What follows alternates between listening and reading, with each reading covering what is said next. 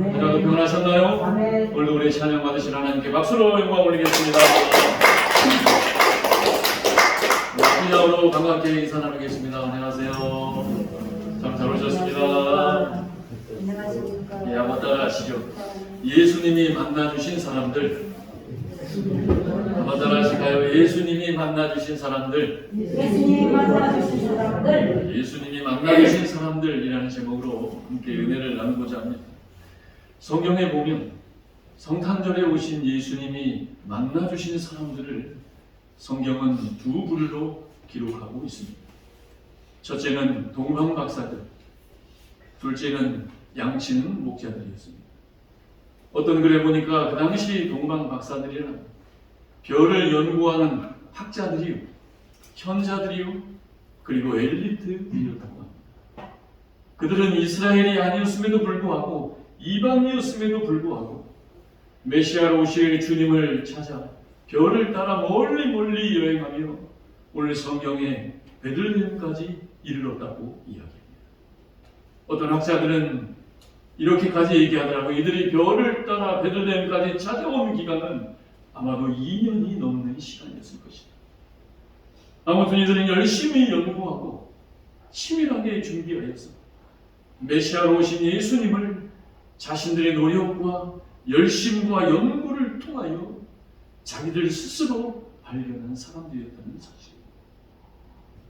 반면에 양치는 목자들은 그 당시 가난하고 배우지 못하고 그리고 거칠고 그리고 보잘것이 없는 인생들이었습니다. 우리가 멀리서 보는 양은 아름답고 평화로워 보이지만 가까이서 양과 함께 생활하는 사람들의 삶은 코를 찌르는 듯한 그 냄새 가운데 살아가는 환경이었다는 사실입니다. 늘 집을 떠나서 들판을 전전하며 외로움 가운데 살아가는 인생들이었습니다. 그렇게 그들은 베들레헴 근처에서 양을 치다가 가장 먼저 예수님이 태어나신 성탄의 소식을 듣게 되었다는 겁니다. 그것도 친히 하나님께서 천사들을 통하여 들려주셨다는 것입니다. 참 대조적이지요. 엘리트들이었던 동방박사들은 메시아이신 예수를 자기들의 노력과 열심과 연구를 통해서 만난 사람들이었다면 양치는 목자들은 그저 하나님께서 직접 천사들을 통하여 만나게 하여 주셨다는 것입니다. 동방박사들은 메시아이신 예수님을 자신들의 노력으로 능동적으로 만난 사람들이었다면 이 양치는 목자들은 하나님의 선택에 의해서 자신들의 노력과 의지와는 상관없는 전적인 하나님의 은혜로 수동적으로 우리 주님을 만나게 된 사람들이었다는 사실입니다. 사랑하는 여러분, 그렇습니다. 우리가 대림절을 통하여서 우리 주님을 기다린다라고 하는데 예수님이 성탄절에 만나주셨던 사람입니다.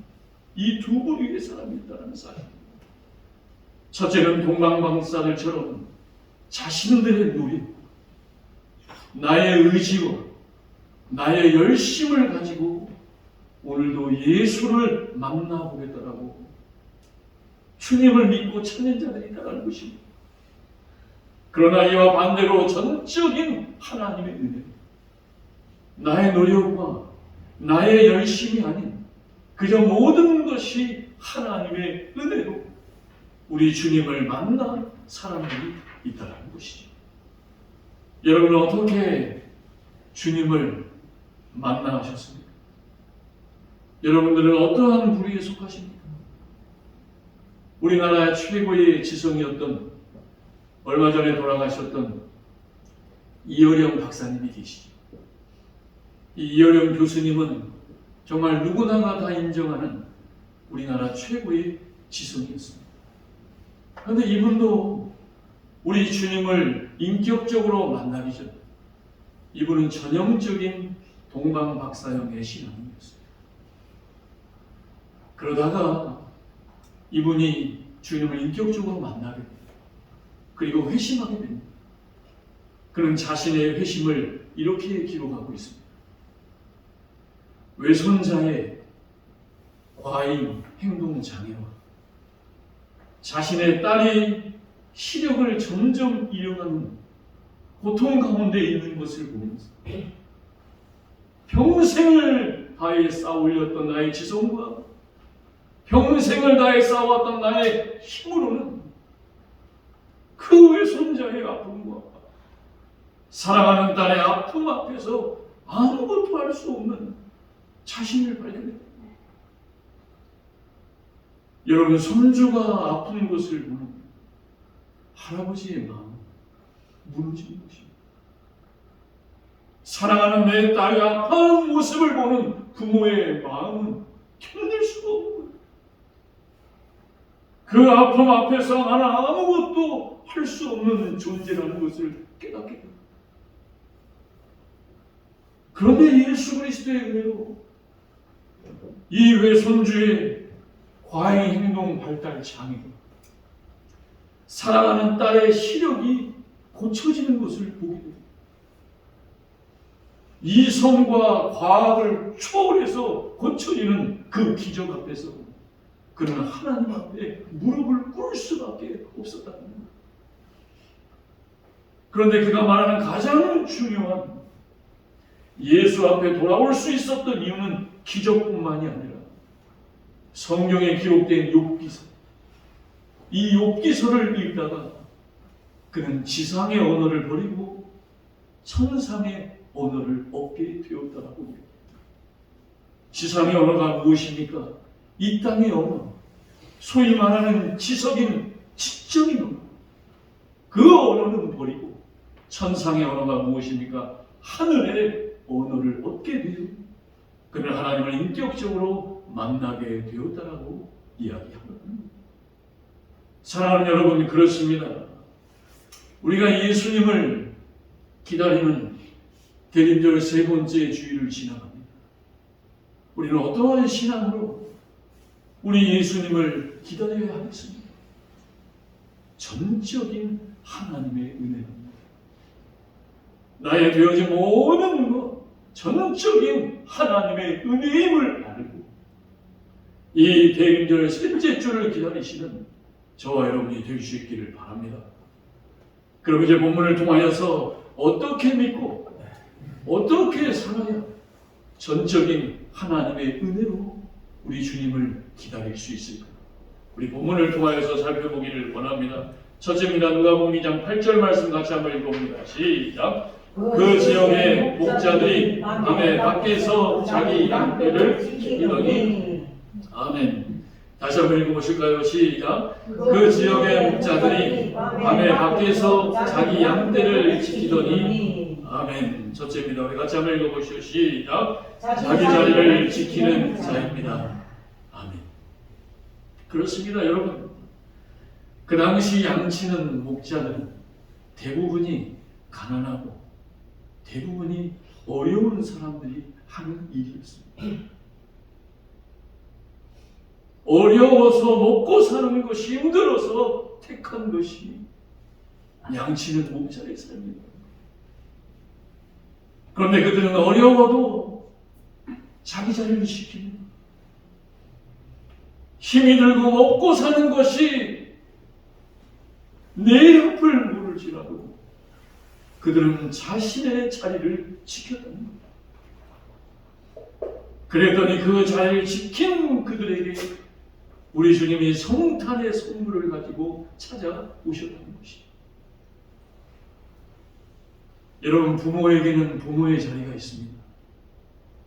남편에게는 남편의 자리가 있고, 아내에게는 아내의 자리가 있고, 자녀에게는 자녀의 자리가 있고, 그리고 직장인에게는 직장에서의 자리가 있는 거예요. 내가 그 주어진 자리를 어려울지라도 지키고 힘들지라도 고난 가운데 역경 가운데 있을지라도 내 자리를 지키는, 그 지키는 자를 통하여서 우리 주님이 성탄의 기쁜 소식을 가지고 찾아오셨다는 것입니다. 아마 작년 이맘때쯤이었을 것입니다. 이 김포 지역에는 중소기업 물류센터들이 참 많이 있어요. 그래서 저도 그곳에 가서 한번 일을 해보려고 아르바이트 자리를 찾아서 검색해서 일을 한번 나가서 한 달 정도 일을 한 적이 있습니다. 제가 검색해서 나갔던 곳은 가장 먼저 갔던 곳이 이 물류센터에 이 큰 외국에 수출하는 컨테이너 박스에다가 이 상하차 작업을 하는 곳이었어요. 요만한 뚝배기를 한 몇만 원 더 준다고 해가지고 돈 좀 몇만 원 더 벌어보려고 거기를 가서 군대 가기 전, 그리고 군대 갔다 와서 대학에 들어가기 전 소위 노가다라고 하죠. 이름이지. 해보다가 정말 오랜만에 나갔는데 하필 걸린 게 뚝배기 올리는 상하차 작업이었습니다. 같이 일하는 20대, 30대 친구들이 일하면서 다시는 오라 오늘 잘못 걸렸다 그러더라고요. 저는 뭣도 모르고 갔다가 정말 이 일은 아무나 하는 게 아니다. 정말 허리가 거기에서 일하시는 분들이 참 대단하셨습니다. 그래서 아무튼 일을 마치고 그 다음 날은 다시는 상하차 작업은 가면 안 될 것 같아서 요즘 보면 여러분 연예인 굿즈라고 있어요. 연예인 얼굴 그려진 이 사진들 그거를 물건으로 만들어서 포장하는 일 그곳에 가서 아르바이트를 그 다음날 하게 되었습니다. 그것은 포장만 앉아서 하다 보니까 참 이 택배 상하차 작업보다는 너무너무 수월하더라고요. 그래서 하나도 안 힘들게 돈은 적게 가지만 막 하다가 제 앞에 앉은 이 30대 청년 마주보면서 일하는데 이 친구와 함께 이제 점심을 맛있게 먹고 서로 이야기를 하다 보니까 이 30대 청년은 어머니를 홀로 모시고 사는 친구였어요. 그런데 이 아르바이트를 나오기 전 직장에서 일을 하다가 기계에 깔려서 허리가 부러져 버렸어요. 지금도 정말 몸이 정기고 일하다가 기계에 깔려서 30대 청년의 나이에 허리가 부러져 버렸어요. 그래서 다행히 산재 처리를 받아 몸을 치료하고 그 산재 처리금으로 5천만 원을 받고 어쩔 수 없이 회사를 퇴직하게 됐어요. 그리고 이제 몸이 좀 나아져서 자기가 아니면 어머니를 모실 수가 없으니까 허리에다가 복대를 이렇게 감고 차가지고 와서 일을 하는데 정말 그 친구의 그 사연을 듣고 그 친구를 보는데요. 정말 존경을 합니다. 어떻게 저렇게 살아갈 수가 있을까? 오늘 성경 말씀을 준비하면서 이 자기 자리를 지키는 그 말씀 앞에서 그 일했던 그 친구가 생각이 났습니다. 그래서 제가 목사라는 것은 밝히지 않았지만 그래도 전도를 해야 될 겁니다. 그래서 그 친구에게 헤어지기 전에 제가 친구야 꼭 예수 믿어라. 가까운 교회에 나가서 하나님 만나면 하나님이 큰 힘이 되어주실 것이고 그러면서 혹시나 김포에 있는 교회에 나오게 된다면 그곳에서 나를 만나게 될지 모르니까 우리 만나면 꼭 아는 체 하자. 그러면서 헤어졌던 기억이 있습니다. 사랑하는 여러분은 그렇습니다. 자기의 자리를 지키는 것 그것은 너무나 감사하고 너무나 소중한 시간입니다. 그 자기의 자리를 지키는 자에게 오늘 우리 주님은 성탄의 기쁜 소식을 가지고 찾아오셨다는 겁니다. 그런데 여러분 우리가 인생을 살아가다 보면 자기 자리를 지키기 쉽지 않을 때가 참 많이 있습니다. 지키고 싶어도 지켜지지 않을 때가 참 많아요. 그럼 언제 내 자리를 지키기가 어렵냐 조사해 봤더니요. 가장 1위가 매너리즘입니다. 이 매너리즘이 찾아오면 자기 자리를 지키기 어렵다는 거예요.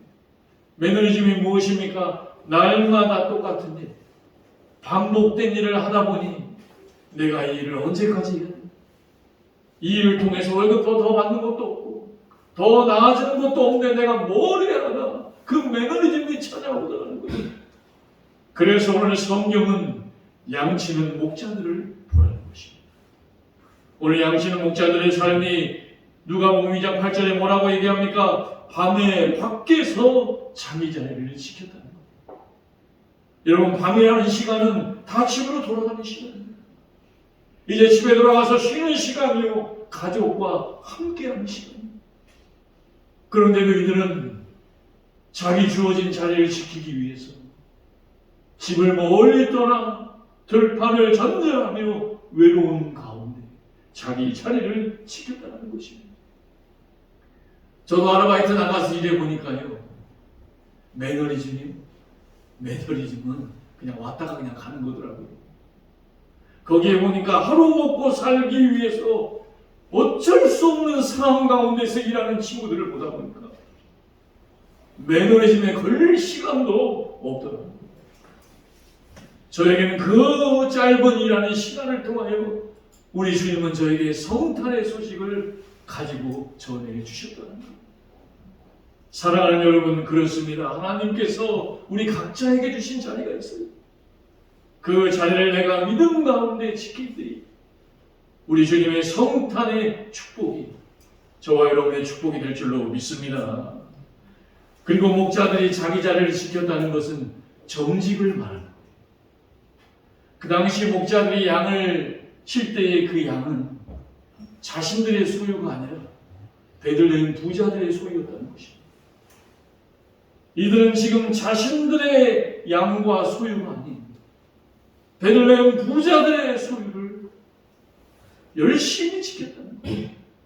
부자가 오건 말건, 부자들이 오건 주인이 오건 말건 자기의 자리를 지킨다는 것은 바로 정직을 말합니다. 여러분, 정직으로 내 자리를 지키는 자들이 되시기 바랍니다. 그래서 하나님은 정직한 자를 기뻐하시고 정직으로 자기의 자리를 지키는 자를 성탄을 통하여 만나 주시더라고요. 우리 시편 11편 7절 말씀 우리 같이 한번 읽어보실까요? 시작! 여호와는 의로우사 의로운 일을 좋아하시나니 정직한 자는 그의 얼굴을 배우리라. 아멘. 정직한 자는 누구의 얼굴을 뵙는데요? 하나님 얼굴을 배웁니다. 하나님의 얼굴을 뵙는다. 그리고 정직이 의로운 일, 정직을 하나님은 좋아하신다는 것. 우리 예수 믿는 자의 능력이 무엇이냐? 우리 예수 믿는 자의 힘이 무엇이냐? 그것은 바로 정직이라는 것. 내가 정직할 때 하나님은 이 성탄을 통하여 저와 여러분을 만나 주시는 것. 또 잠언 14장 11절도 이렇게 기록합니다. 같이 한번 읽어봅니다. 시작! 악한 자의 집은 망하겠고 정직한 자의 장막은 흥하리라. 아멘. 악한 자의 집은 어떻게 된대요? 망하게. 악이 들끓고 있습니다. 불법과 부정과 어둠의 영이 들끓고 있어요. 하나님은 말씀하셨어요. 망할 것이다. 그때와 시기가 언제 되는지는 몰라요. 당장 눈에 보이지 않을 뿐이지 그것을 하나님이 망하게 하신다는 거예요. 그런데 정직한 자의 장막은 어떻게 하신다고 하십니까? 흥하리라. 정직한 자의 장막은 가정입니다. 집입니다. 정직하게 살아가는 자의 가정과 정직하게 살아가는 자의 집은 흥하게 하신다는 거예요. 여러분, 흥함이 무슨 뜻입니까? 잘되고 번성하고 축복을 허락하여 주신다는 거예요. 오늘도 수많은 사람들이 흥하려고 살아간다고요. 흥하기 위해서 열심히 일하고 밤새서 일하고 이것저것 따지지 않고 일한다고 합니다. 그런데 성경이 말하는 흥함은 무엇이에요? 정직입니다. 정직하지 않고 열심히 하는 것 오래 못 갑니다. 부자가 3대 못 간다고 했어요. 왜요? 이 부 싸우면서 수많은 악한 일을 다 하고 있어요. 그래서 하나님은 정직하게 살아요. 정직하게 살아야 하나님이 저와 여러분의 가정을 흥하게 하여 주신다는 것. 한번 따라해 보실까요? 정직한 자의 장막은 흥하리라. 정직한 자의 장막을 하나님은 흥하게 하신다. 그래서 여러분이 양치는 목자들은 열심히 자기의 자를 지키고 정직으로 자기의 자를 지켰더니 우리 주님께서 성탄의 기쁜 소식을 가지고 만나 주셨다는 사실입니다. 두 번째입니다. 우리 같이 12절 말씀 같이 읽어봅니다. 시작. 너희가 가서 강보에 쌓여 위에 누여 있는 아기를 보리니 이것이 너희에게 표적이니라 하더니 아멘. 두 번째입니다. 같이 한번 읽어봅니다. 시작. 표적을 가진 자입니다. 표적을 가진 자. 그렇습니다. 여러분, 주님은 저와 여러분의 표적입니다. 다시 한번 따라해 보실까요? 주님은 나의 표적이십니다. 주님은 나의 표적이십니다. 주님은 나의 표적이라는 것. 여기서 표적이라는 말은 명확하게 구분하기 위한 표시라는 뜻입니다. 다시 말해서 주님으로 명확하는 것. 주님으로 분명하다는 것입니다. 그리고 주님으로 확실하다는 것. 다시 말해서 주님이 나의 표적으로 오셨다는 사실에 분명하고 명확하고 확실한 삶을 살아가는 것입니다. 그럼 어떻게 주님은 우리의 표적으로 오셨습니까? 여러분, 주님은 저와 여러분의 죄를 구원하시기 위해 이 땅에 표적으로 오신 줄 기억하시기 바랍니다. 죄만 맨날 죄짓고 맨날 죄로 넘어지고 실수하고 죄로 인하여 죽을 수밖에 없는 저와 여러분을 위해서 우리 주님은 이 땅에 표적으로 오셨다는 것. 나 외에는 아버지께도 올 자가 없느니라. 여러분, 세상이 어려워지면 나타나는 현상 중 하나가 바로 배신입니다. 왜요? 명확하지 않아요. 어려움 앞에서 명확하지 않습니다. 어려움 앞에서 분명하지 않습니다. 어려움 앞에서 확실한 행동을 보이지 못해요. 그러니까 배신하는 겁니다. 가룟 유다가 주님을 배신합니다. 왜요? 예수님 따라다녀서 예수님이 이스라엘의 왕이 되면 높은 벼슬자리 하나 꿰찰 줄 알았는데 이게 예수님이 십자가에 달려 돌아가셔 버린다는 것입니다. 그러자 이제 자기의 목표와 목적이 다 사라져버리니 예수님을 은 30에 팔아버려요. 그런데 성경은 가룟 유다가 예수님을 배신한 이유에 대해서 이렇게 기록하고 있습니다. 요한복음 13장 2절 말씀 같이 한번 읽어봅니다. 시작. 마귀가 벌써 시몬의 아들 가룟 유다의 마음에 예수를 팔려는 생각을 넣었다. 배신은 마귀 역사예요. 분명히 하셔야 돼요. 배신은 어둠의 역사예요. 이 어둠의 역사를 이기지 못하면 인간은 배신할 수밖에 없다는 것. 주님이 나의 표적이라는 것을 잃어버린 것입니다. 가룟 유다만 잃어버렸습니까? 저와 여러분도 마찬가지예요. 오늘은 주님이 나의 표적이라고 하는데 내일은 주님이 나의 표적이 아닙니다. 설교를 하고 설교를 들을 때는 주님이 나의 표적이라고 하는데 끝나고 나면 표적이 없는 인생처럼 살아갑니다. 그래서 사도 바울은 오라 나는 곤고한 사람입니다. 이 사망의 몸에서 누가 나를 건져냅니까? 오늘 표적이 있었다가 내일 표적 없는 것처럼 살아가는 이 곤고한 나의 사망의 몸을 누가 건져냅니까? 그런데 이렇게 표적을 잃고 배신하게 한 건 누구라고요? 마귀 사탄이에요. 어둠의 영이 역사하면 인간은 주님을 잃을 수밖에 없어요. 그래서 배신하게 되는 겁니다. 인간은 다 똑같습니다. 잘 되면 타락해서 표적을 이룹니다. 자기가 좀 성공하면 교만하다가 표적 잃어버려요. 반대로 안 되면 원망하다가 표적이 있어요. 내 뜻대로 안 되면 불평하다가 표적을 잃어버리게 되더라고요. 그래서 여러분, 목사가 되었건 성도가 되었건 저와 여러분은 예수님의 표적으로 살아야 될 줄 믿습니다. 그런데 예수 믿는 자들이 주님의 표적으로 살지 못하니 표적을 잃어버려요. 그러니 예수 믿는 자들과 교회가 욕을 먹는 거예요. 표적을 잃고 살아가는 예수 믿는 자들과 교회가 나타나니 이단들이 그 틈을 타고 활개를 치는 것입니다. 어차피 자기들이 욕먹는 애들인데, 야, 저 교회 지금 목사가 문제 일으켜서, 성도가 문제 일으켜서 지금 표적을 잃었대더라. 빨리 저희 가자. 그래서 그래 이런 교회 다니면 안 돼. 이런 목사가 있는 교회 다니면 안 돼. 표적을 잃다 보니 흔들리는 거예요. 명확하지 않다 보니 흔들리는 것이에요. 그 사탄 말림에 다 넘어가고 겪는 상처로 인하여 표적을 잃어 마귀 사탄이 들끓게 되더라는 거예요. 그렇습니다, 여러분.